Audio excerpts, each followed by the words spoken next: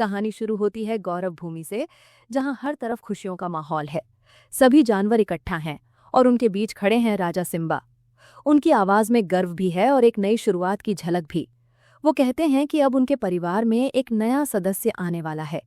ये सुनते ही पूरी प्रजा खुशी से झूम उठती है, क्योंकि उनका राजा एक बार फिर पिता बनने वाला है। दूसरी तरफ नाला जंगल के एक शांत कोने में दर्द से जूझ रही है। वो सिम्बा को बुलाती है और सिम्बा तुरंत उसकी तरफ निकल पड़ता है। जाते जाते वो अपने सबसे भरोसेमंद दोस्तों टीमोन और पुम्बा को एक जिम्मेदारी सौंपता है कि वो कियारा का ख्याल रखें, लेकिन इस बार उसे डराने वाली बेकार कहानियां ना सुनाएं। लेकिन जैसे ही सिम्बा जाता है, दोनों अपनी पुरानी आदतों पर लौट आते हैं और कियारा को अपनी बहादुरी की झूठी कहानियां सुनाने लगते हैं। कियारा हैरान है, क्योंकि उसे तो हमेशा बताया गया था कि स्कार को उसके पिता ने हराया था। तभी अचानक आसमान का रंग बदलता है। तेज बिजली, गरजता हुआ बादल और मूसलाधार बारिश। डर से कांपती कियारा एक गुफा में छिप जाती है और वहीं उसकी मुलाकात होती है रफीकी से, जो हमेशा की तरह मुस्कुराते हुए उसे समझाने आता है। वो बताता है कि उसके माता पिता एक खास जगह गए हैं और बहुत जल्द उसके लिए ऐसा तोहफा लेकर लौटेंगे जिसे वो जिंदगी भर नहीं भूलेगी। लेकिन डर अभी भी उसके अंदर जिंदा है। तब रफीकी उसे एक कहानी सुनाता है, उसके अपने पिता की कहानी, कि कैसे छोटा सिम्बा भी कभी इसी तरह तूफान से डरता था। कैसे उसके पिता मुफासा उसे एक ऊंची चट्टान पर ले गए और उसे सिखाया कि डर से भागना नहीं, उसका सामना करना है। पूरी रात बाप बेटा तूफान के सामने खड़े होकर दहाड़ते रहे, जब तक डर खुद पीछे नहीं हट गया। लेकिन ये सुनकर भी कियारा खुद को कमजोर महसूस करती है। उसे लगता है कि वो कभी अपने पिता और दादा जैसी नहीं बन पाएगी। उसकी ये टूटी हुई हिम्मत देखकर रफीकी एक और कहानी शुरू करता है। इस बार कहानी है खुद मुफासा की, एक ऐसे समय की जब सब कुछ खत्म होता नजर आ रहा था। बहुत दूर, पहाड़ों के पार, एक सूखी बंजर जमीन, जहां कई कई अमावस बीत चुकी थीं, लेकिन बारिश की एक बूंद भी नहीं गिरी थी। जानवर प्यास से तड़प रहे थे, जमीन फट चुकी थी और हवा में मौत की खामोशी थी। उसी जगह एक छोटा सा बच्चा, मुफासा, अपने माता पिता से पूछता है कि वो दूर चमकती रोशनी क्या है। उसकी मां बताती है कि उस रोशनी के पार एक जन्नत है, मेलेले, जहां पानी है, खाना है और हर जानवर चैन से जीता है। ये सुनकर मुफासा के दिल में उम्मीद जगती है। से ही वो आंखें बंद करता है। उसकी कल्पना में वो दुनिया जिंदा हो उठती है। हरियाली, नदियां, तालाब और खुशहाल जानवर।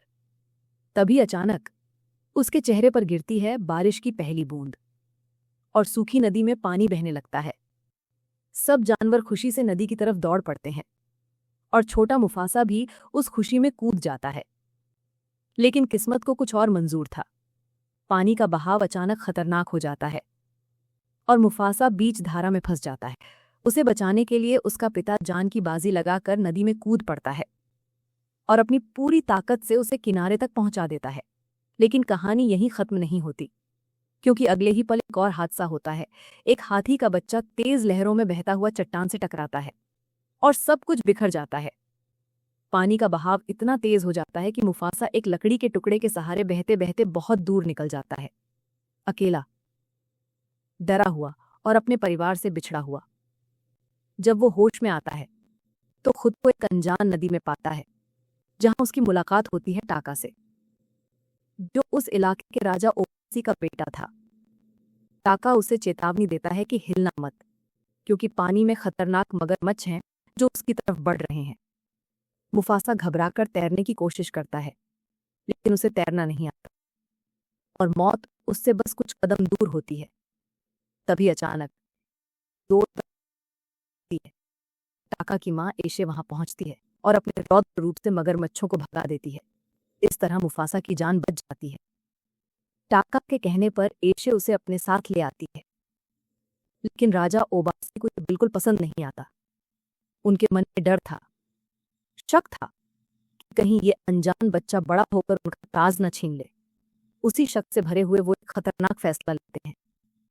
मुफासा और टाका के बीच दौड़, जिसमें हारने वाले की मौत तय थी। कमजोर और भूखा मुफासा इस दौड़ में पीछे रह जाता है, लेकिन आखिरी पल में टाका खुद धीमा पड़ जाता है ताकि मुफासा जीत सके। उस दिन मुफासा को सिर्फ जिंदगी ही नहीं, बल्कि एक नया परिवार भी मिल जाता है। वक्त बीतता है, दोनों बड़े होते हैं, दोस्त इतनी गहरी कि जैसे सगे भाई हों। लेकिन ओबासी का शक कभी खत्म नहीं होता। वो टाका को बार बार समझाते हैं कि उसे मुफासा से दूर रहना चाहिए, क्योंकि एक राजा को कमजोर नहीं होना चाहिए। वहीं दूसरी तरफ एशे मुफासा को सिखा रही होती है शिकार करना, जंगल को समझना और असली ताकत क्या होती है। फिर एक दिन सब कुछ बदल जाता है। जब एशे और मुफासा शिकार की तैयारी कर रहे होते हैं, तभी अचानक सफेद शेरों का एक खतरनाक झुंड हमला कर देता है। एशे तुरंत लड़ाई में कूद पड़ती है और मुफासा को भागने के लिए कहती है। टाका डरकर भाग जाता है, लेकिन मुफासा नहीं। वो रुकता है और अपनी जान की परवाह किए बिना एशे के साथ लड़ाई में उतर जाता है। एक एक बार, एक एक दहाड़, और आखिरकार एक सफेद शेर मारा जाता है। दूसरा डरकर भाग जाता है। जब वो ने एशे की जान बचाई, तो पहली बार उसके चेहरे पर नफरत नहीं, बल्कि सच्चा आभार नजर आता है। वो मुफासा को धन्यवाद देता है। लेकिन किस्मत इतनी आसान नहीं थी। उधर जो सफेद शेर भाग कर गया था, वो सीधे अपने राजा किरोज के पास पहुंचता है। जैसे ही उसे पता चलता है कि उसका बेटा मारा गया, उसकी आंखों में खून उतर आता है। गुस्से में वो ऐसी दहाड़ मारता है कि जंगल कांप उठता है और बिना एक पल गंवाए अपने ही झुंड से उस कायर शेर को मरवा देता है। अब ये सिर्फ बदला नहीं था, ये जंग बनने वाली थी। उसी रात ओबासी टाका को समझाता है, तुम शाही खून हो, तुम्हें कमजोर दिखने की इजाजत नहीं है। किसी को ये नहीं पता चलना चाहिए कि तुम अपनी माँ को छोड़कर भाग गए थे, क्योंकि एक दिन तुम्हें ही राजा बनना है। लेकिन तभी खबर आती है कि किरोज अपने पूरे झुंड के साथ हमला करने आ रहा है, और उनकी संख्या इतनी ज्यादा है कि हर एक योद्धा को दो दो दुश्मनों से भिड़ना पड़ेगा। ये सुनकर ओबासी तुरंत फैसला लेता है कि टाका को यहां से दूर भेजना होगा, क्योंकि राजवंश को हर हाल में बचाना जरूरी था। वो मुफासा को बुलाता है और कहता है, टाका को लेकर निकल जाओ और उसकी रक्षा करो। पहले तो मुफासा इनकार कर देता है, क्योंकि वो अपने परिवार को छोड़कर नहीं जाना चाहता था। लेकिन जब एशे खुद उसे जाने के लिए कहती है, तो वो चुपचाप सिर झुका देता है और दोनों एक अनजान सफर पर निकल पड़ते हैं। इधर कियारा बीच में सवाल करती है, क्या वो दुश्मन सच में आ गए थे? रफीकी धीरे से मुस्कुराकर कहता है, हाँ, और वो सिर्फ आए नहीं, बल्कि तबाही बनकर टूट पड़े। किरोज अपनी पूरी ताकत के साथ ओबासी की सीमा तक पहुंच चुका था। ओबासी आखिरी दम तक खड़े रहते हैं। वो कहते हैं, हम लड़ाई नहीं चाहते। लेकिन किरोज की आंखों में सिर्फ सत्ता का जुनून था। वो दहाड़ कर कहता है, अब इस जंगल में सिर्फ एक ही राजा रहेगा, और वो मैं हूं। उधर दूसरी तरफ मुफासा और टाका तेजी से आगे बढ़ रहे थे, लेकिन उनके पीछे मौत उनका पीछा कर रही थी। किरोज अब ओबासी को खत्म कर चुका था, और अब उसकी नजर इन दोनों पर थी। पीछे से आती दहाड़ों की आवाज सुनकर दोनों की रफ्तार और तेज हो जाती है, और भागते भागते वो एक ऊंचे पहाड़ के किनारे पहुंच जाते हैं, जहां नीचे गहरी खाई में नदी बह रही थी। मुफासा रुक जाता है। उसकी आंखों में डर नहीं, बल्कि लड़ने का जज्बा था। वो तैयार था किरोज का सामना करने के लिए। लेकिन टाका, वो अपने पिता की तरह डरपोक था। वो लड़ना नहीं चाहता था, और इसी डर में वो एक फैसला लेता है।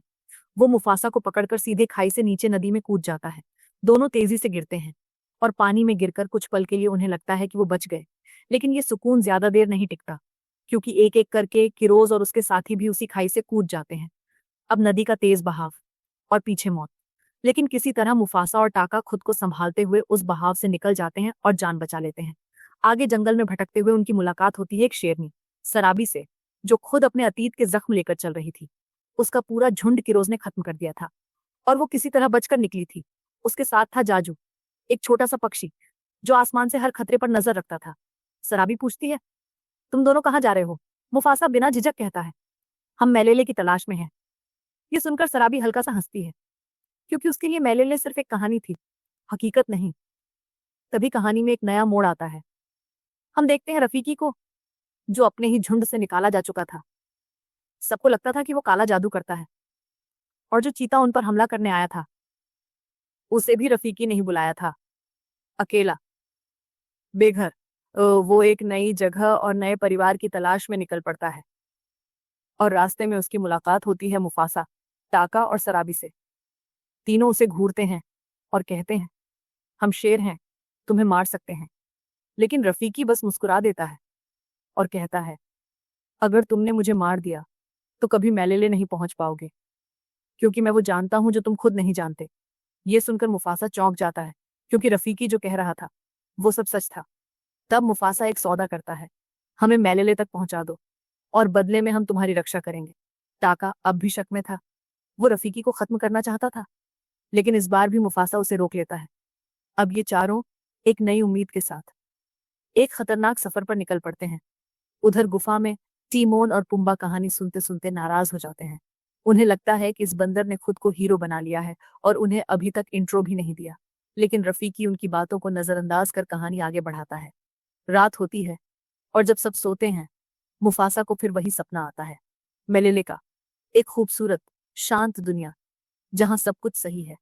रफीकी कहता है, ये सिर्फ सपना नहीं, ये तुम्हारी माँ का इशारा है, वो तुम्हें रास्ता दिखा रही है। अगली सुबह जब मुफासा काली और खतरनाक घाटियों को देखता है, उसे अपनी माँ की बात याद आती है। इन अंधेरी घाटियों के पार ही मेलेले है। वो फैसला करता है कि उन्हें इन्हीं पत्थरों वाली घाटियों से होकर जाना होगा, ताकि उनके पैरों के निशान कोई ना देख सके। सराबी पहले मना कर देती है, लेकिन जब मुफासा उसे आंखें बंद करके खतरे को महसूस करने को कहता है, तो उसे भी एहसास हो जाता है कि किरोस अभी भी उनका पीछा कर रहा है।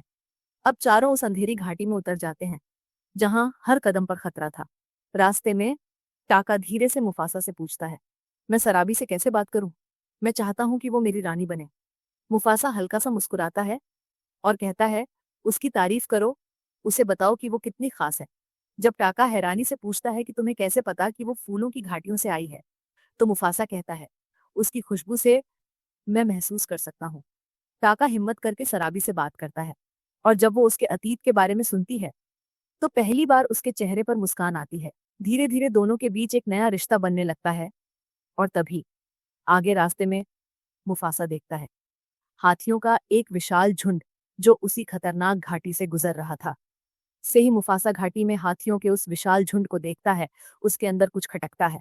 उसे एहसास हो जाता है कि सब ठीक नहीं है। तभी आसमान में उड़ता हुआ जाजू आगे जाकर हालात देखता है और वापस आकर बताता है कि रोज और उसका पूरा झुंड तेजी से उनकी तरफ बढ़ रहा है। ये सुनते ही टाका का चेहरा डर से सफेद पड़ जाता है। उसके पैर कांपने लगते हैं। तभी सराबी के दिमाग में एक खतरनाक लेकिन चालाक प्लान आता है। अगर वो मधुमक्खियों का छत्ता गिरा दे, तो मधुमक्खियां हाथियों पर टूट पड़ेंगी और उस भगदड़ में वो सब बचकर निकल सकते हैं। बिना समय गंवाए सराबी छत्ते को गिरा देती है और अगले ही पल पूरा आसमान गूंज उठता है भनभनाहट से। मधुमक्खियां हाथियों को डंक मारती हैं और पूरा झुंड बेकाबू होकर भागने लगता है। चारों तरफ अफरा तफरी मच जाती है, लेकिन इसी कैओस में सराबी खुद फंस जाती है। टाका हमेशा की तरह डर कर एक चट्टान के पीछे छुप जाता है, लेकिन इस बार भी मुफासा पीछे नहीं हटता।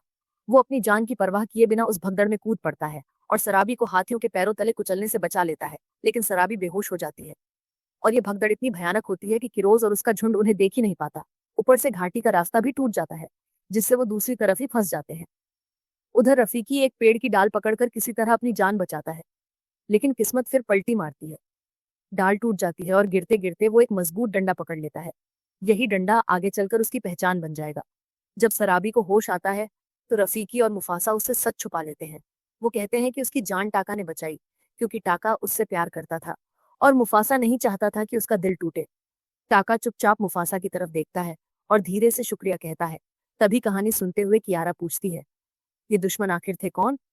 रफीकी गहरी आवाज में जवाब देता है, ये वो हैं जिन्हें कभी अपनाया नहीं गया, अलग अलग कबीलों से निकाले गए, नफरत में पले हुए, और वही नफरत अब उनकी ताकत बन चुकी है। सफर आगे बढ़ता है और अब सामने आते हैं बर्फ से ढके ऊंचे ऊंचे पहाड़। रफीकी कहता है, हमें इन्हें पार करना होगा। मुफासा उससे पूछता है, क्या तुम कभी मेलेले पहुंचे हो?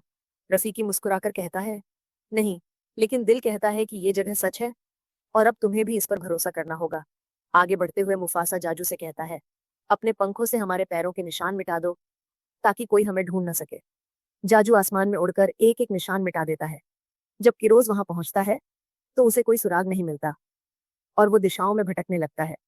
इसी बीच रफीकी थकने लगता है, चल नहीं पाता। तो मुफासा उसे अपनी पीठ पर उठा लेता है और कहता है, मैं हूं ना। ये वही शब्द थे जो सराबी पहले भी सुन चुकी थी, और अब उसे सच्चाई समझ आती है। उसे बचाने वाला टाका नहीं, बल्कि मुफासा था। वो मजबूती से उसके सामने आती है और पूछती है, तुमने सच क्यों छुपाया? मुफासा धीरे से जवाब देता है, क्योंकि मैं शाही खून नहीं हूं। टाका है, मेरा फर्ज है उसे बचाना। लेकिन सराबी उसकी आंखों में देखते हुए कहती है, नहीं, ये उसका नहीं, तुम्हारा मुकद्दर है, और शायद टाका का मुकद्दर था तुम्हें बचाना। इन शब्दों के साथ दोनों के बीच एक नया रिश्ता जन्म लेता है, जिसमें सच्चाई भी है और एक अनकहा प्यार भी। लेकिन दूर खड़ा टाका ये सब सुन रहा था और उसके अंदर जलन, गुस्सा और धोखे का तूफान उठ रहा था। उसे लगने लगा कि मुफासा ने उससे सब कुछ छीन लिया, उसका प्यार, उसका हक, यहाँ तक कि उसका परिवार भी। टूटकर वो अकेला निकल पड़ता है और सीधे पहुंचता है किरोस के पास। वहां वो एक ऐसा सच बोलता है जो सब बदल देता है। वो कहता है कि किरोज के बेटे को उसने नहीं बल्कि मुफासा ने मारा है, और अगर किरोज उसे खत्म करना चाहता है तो उसे उसकी मदद चाहिए होगी। किरोज शक भरी नजरों से पूछता है, तुम हमारी मदद क्यों करोगे? टाका जवाब देता है, क्योंकि उसने मुझसे सब कुछ छीन लिया और अब मैं उसे बर्बाद होते देखना चाहता हूँ। मजबूरी में किरोज उसकी बात मान लेता है, क्योंकि उसका झुंड बर्फीले पहाड़ों में भटक चुका था और इसी तरह टाका दुश्मनों के साथ मिल जाता है। दूसरी तरफ मुफासा को टाका की गैरहाजिरी बेचैन कर रही थी, लेकिन तभी टाका लौट आता है और झूठ बोलता है कि वो शिकार ढूंढने गया था। मुफासा उस पर यकीन कर लेता है, लेकिन टाका अब हर कदम पर धोखा दे रहा था। वो पीछे पीछे ऐसे निशान छोड़ रहा था ताकि किरोज उनका पीछा कर सके। आखिरकार वो पहुंचते हैं उस जगह पर जिसे सबने सिर्फ कहानियों में सुना था, मेलेले। बर्फीले पहाड़ों के पार एक हरा भरा स्वर्ग, जहां नदियां बहती हैं, पेड़ लहराते हैं और हर जानवर बिना डर के साथ रहता है। इस खूबसूरती को देखकर सबके चेहरे खिल उठते हैं, जैसे उन्हें आखिरकार उनका घर मिल गया हो। रफीकी उस पेड़ के पास जाता है जिसे वो हमेशा अपने सपनों में देखता था, और उसकी आंखों में आंसू आ जाते हैं। वो कहता है, जिस भाई के साथ मैं इस पेड़ के पास खड़ा होता था, वो कोई और नहीं, तुम थे मुफासा। लेकिन ये सुकून ज्यादा देर नहीं टिकता, क्योंकि उसी वक्त किरोज भी वहां पहुंच जाता है, टाका के छोड़े हुए निशानों का पीछा करते हुए। सारे जानवर डर से कांप उठते हैं और मुफासा को समझ आ जाता है उन्हें धोखा दिया गया है। वो टाका की तरफ देखता है और पूछता है, क्यों किया तुमने ऐसा? हम तो भाई थे। टाका की आंखों में नफरत साफ दिख रही थी। वो कहता है, तुमने मेरी किस्मत छीन ली, अब तुम भी अपनी किस्मत भुगतो। अब लड़ाई तय थी। मुफासा पीछे हटने वाला नहीं था। वो किरोज का सामना करने के लिए तैयार हो जाता है। सराबी बाकी शेरनियों के पास जाती है, जो पहले ही सब कुछ खो चुकी थी। वो डर के मारे मना कर देती है, लेकिन तभी मुफासा सबके सामने आता है और उसकी आवाज पूरे जंगल में गूंजती है। हम सब एक दूसरे से जुड़े हैं। अगर आज हम साथ नहीं खड़े हुए तो कल किरोज हम सबको एक एक करके खत्म कर देगा। की बातों का असर धीरे धीरे हर दिल पर होने लगता है। जो जानवर पहले डर रहे थे, जो शेरनियां हार मान चुकी थी, सब एक एक करके उसके साथ खड़े हो जाते हैं। अब ये सिर्फ एक शेर की लड़ाई नहीं थी, ये पूरे जंगल की जंग बन चुकी थी। फिरोज अपनी शेरनियों को इशारा करता है और अगले ही पल हमला शुरू हो जाता है। हर तरफ दहाड़े गूंजने लगती हैं, धूल उड़ती है, और इस अफरा तफरी के बीच मुफासा अकेला कई दुश्मनों का सामना करता है। लेकिन लड़ाई के दौरान जमीन उसके नीचे से खिसक जाती है और वो फिसल कर एक गहरी अंधेरी गुफा में गिर जाता है। उसके पीछे पीछे किरोज भी अंदर उतर आता है। अब ये आमना सामना था, एक तरफ सत्ता का पागलपन और दूसरी तरफ सच्ची हिम्मत। गुफा के अंदर दोनों के बीच भयंकर लड़ाई छिड़ जाती है। हर वार में जान लेने की ताकत थी और हवा में सिर्फ मौत की गंध तैर रही थी। बाहर खड़ा टाका ये सब देख रहा था। उसकी आंखों के सामने सब कुछ घूम रहा था, उसकी माँ की बातें, उसका डर, और वो सच्चाई कि जिस भाई ने उसकी माँ की जान बचाई, उसी से उसने गद्दारी की थी। तभी किरोस आखिरी बार करने के लिए अपना पंजा उठाता है, जो सीधे मुफासा की जान ले सकता था। लेकिन उसी पल टाका दौड़कर बीच में आ जाता है। किरोस का तेज पंजा उसके चेहरे को चीरता हुआ निकल जाता है और उसी घाव के साथ जन्म होता है एक नए नाम का, स्कार। दर्द से कराहते हुए भी टाका पीछे नहीं हटता। अब दोनों भाई साथ खड़े थे। पहली बार एक ही तरफ लड़ाई और भयानक हो जाती है। चट्टानें टूटने लगती हैं और तीनों नीचे गहरे पानी में गिर जाते हैं। पानी के भीतर आखिरी जंग होती है और उसी दौरान मुफासा अपनी पूरी ताकत से एक विशाल पत्थर की दिशा बदल देता है और किरोस को उसके नीचे धकेल देता है। भारी पत्थर पानी में धंस जाता है और उसके साथ ही खत्म हो जाती है किरोस की कहानी। कुछ पल की खामोशी, फिर पानी की सतह पर उभरता है मुफासा, जिंदा।